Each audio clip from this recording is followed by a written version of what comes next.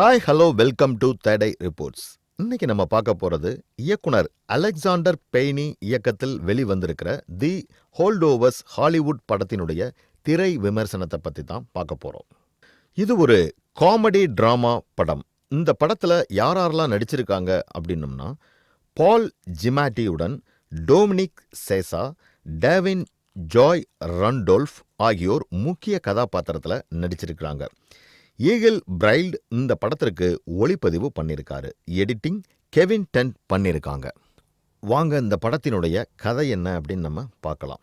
பால் ஹொன்ஹம் ரொம்ப கோபமான ஒரு அன்பாப்புலர் டீச்சராக இருக்கிறாரு.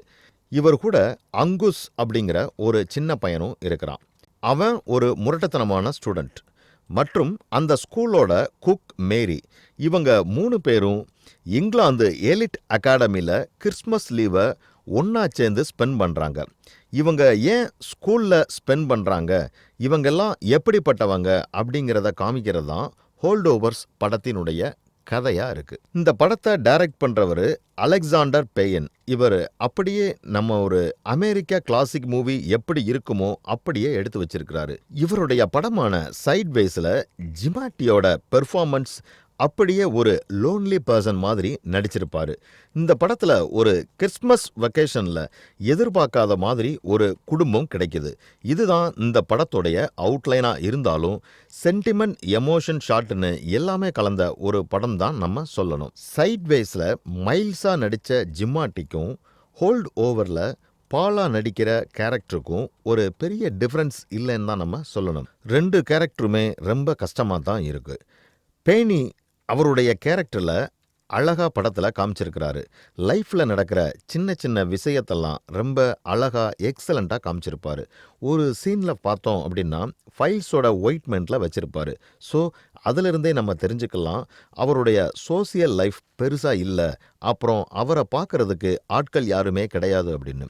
பால் உமை பற்றி நம்ம சொல்லணும்னா அது ஒரு பெரிய விஷயமாவே இந்த படத்தில் நம்ம எடுத்துக்கல. பெய்னியோட படமான சைட்வேஸில் மைல்ஸ் கேரக்டர் ஒரு ஒயின் ஸ்னோப், அவருக்கு மனக்கஷ்டம் இருக்கிற மாதிரி காமிச்சிருப்பாங்க. அதே மாதிரி அவருடைய இன்னொரு படமான அபவுட் ஷேம் மிட்ல கூட இதே மாதிரி ஒரு கேரக்டர் அவருக்கு இருக்கு. இதே மாதிரி தான் இந்த படத்துலையும் இவங்க எல்லோரும் கிறிஸ்மஸ் லீவை பிடிக்காம ஒன்றா ஸ்பெண்ட் பண்ணாலும் அவங்களுடைய கஷ்டத்துலையும் அவங்க எப்படி எமோஷனலாக இருக்கிறாங்க அப்படிங்கிறத ரொம்ப நல்லா காமிச்சிருக்கிறாரு டைரக்டர். இப்போ இந்த படத்தில் நடித்த நடிகர்கள் கேரக்டரை பற்றி பார்த்தோம்னா, பால் ஒரு ஸ்ட்ரிக்டான டீச்சர். எந்த பசங்களுக்கும் அவரை பிடிக்கல. எப்பவுமே புக்ஸ் அவரை சுற்றி தான் இருக்கும். அதே மாதிரி ஆங்கஸோட அப்பா கிடையாதுன்னு ரொம்ப வருத்தப்படுறாரு. அங்குஸோட அம்மா கடைசி நேரத்தில் ஸ்கூல் பையனோட போகிற ட்ரிப்பை கேன்சல் பண்ணிவிட்டு அவங்களுடைய புது ஹஸ்பண்டோட வெளியில் போயிடுறாங்க. இதனாலேயே மன உளைச்சலுக்கு ஆளாகிறாரு. அதே சமயம் மேரியை பார்த்தோம்னா அவங்களுடைய பையனை இழந்திருப்பாங்க. இந்த மாதிரி ஒவ்வொருத்தருடைய கேரக்டரும் ரொம்ப அழகாக காமிச்சிருக்கிறாரு டைரக்டர். மேரி அந்த ஸ்கூலில் குக் பண்ணுறது தான் மெயின் வேலையாக இருக்குங்க. அங்கே இருக்கிற பசங்க இவங்க கருப்பாக இருக்கிறதுனால இவங்கள மதிக்க கூட மாட்டாங்க. அது மட்டும் இல்லாமல் இவங்க பையன் வாரில் சேவை செய்யும்போது அங்கே இறந்துடுறாரு. அவங்க பையனுடைய இழப்பை கூட ரொம்ப கட்டுப்படுத்திக்கிட்டு தூங்குறதுக்கு முன்னாடியே ஒரு சில மாத்திரைகளும் எடுத்துட்டு தான் போய் நிம்மதியாக தூங்குறாங்க. இந்த சீன்ல எல்லாம் ரொம்ப அழகாக காமிச்சிருக்கிறாரு டைரக்டர். இந்த படம் தான் டைரக்டருக்கு ஃபர்ஸ்ட் பீரியட் ஃபிலிம். இந்த படம் 1970 மற்றும் 1971 இயரில் எடுத்த மாதிரி காமிக்கிறாங்க. அந்த பீரியடில் இருக்கிற மியூசிக், டிசைன்னு எல்லாமே அதுக்கு ஏற்ற மாதிரி காமிச்சிருக்கிறாங்க. இந்த படத்தினுடைய டைரக்டர் டேவிட் ஹெமிங்ஸ்டன் அமெரிக்க சினிமா 70 எப்படி இருந்ததோ அப்படியே அவர் அழகாக எடுத்துகிட்டு வந்திருக்கிறாரு. இந்த படத்துடைய டயலாக் எல்லாமே கேரக்டரோட வெயிட்டாக காமிக்கிறது. எக்ஸாம்பிளுக்கு பார்த்தோம் அப்படின்னா, பால் பசங்களை திட்டும்போது சரி, இல்லை யாராவது அவர்கிட்ட அன்பை காமிக்க வரும்போதும் அவங்கள நோகடிக்கிற மாதிரி நடிக்கிறது எல்லாமே அவருடைய கேரக்டராக நல்லா தூக்கி நிறுத்துறாருன்னு சொல்லலாம். ஆனால் ஒரு சில சீன்ஸ்லாம் வெயிட் இருக்கிற டயலாக் எதுவுமே இல்லாமல் ஆக்ஷனில் மட்டும் நம்மளை இழுத்துட்டாங்கன்னு தான் சொல்லணும்.